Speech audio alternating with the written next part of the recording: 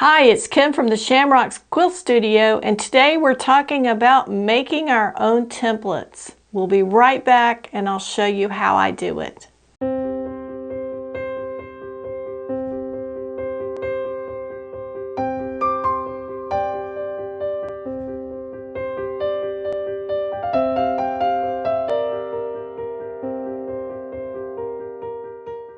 Hi, now let's talk about templates. We use templates in quilting for a lot of things, and sometimes we use ones that are made by somebody else or something we buy, and then sometimes we find the need to make templates.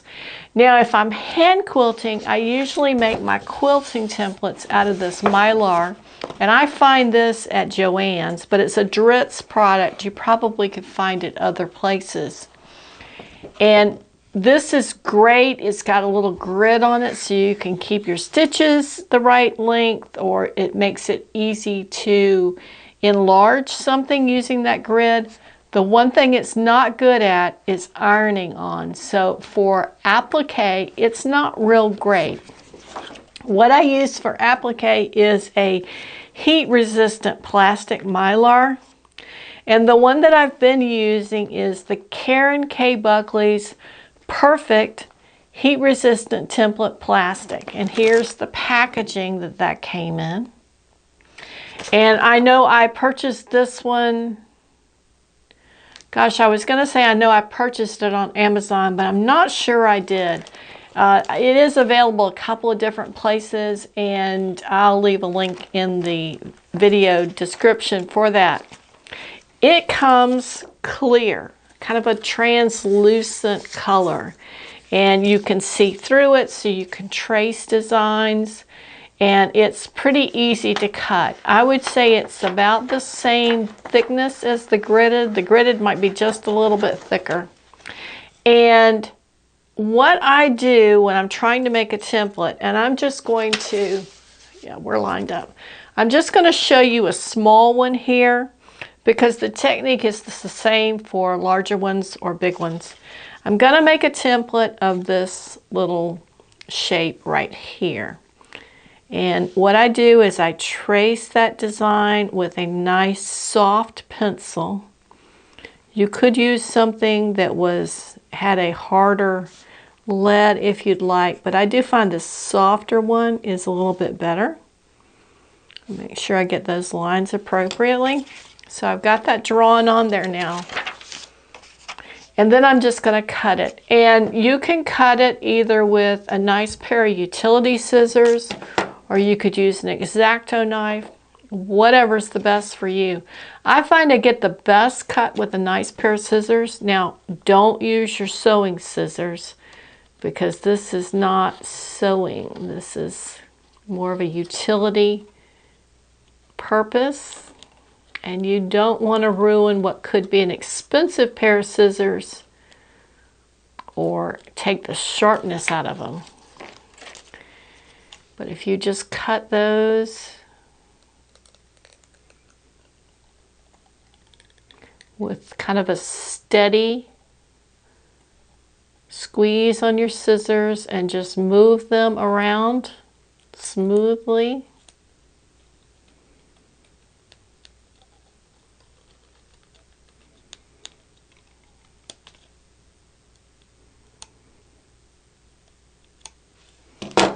there you go.